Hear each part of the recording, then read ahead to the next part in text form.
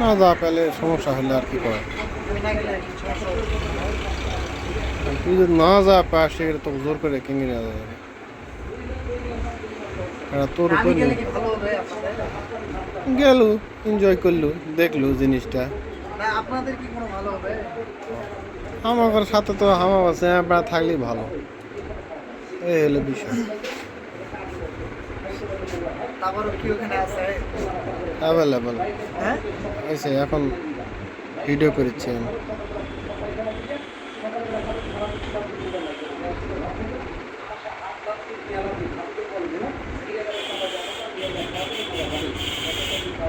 এটা কি আর আছে?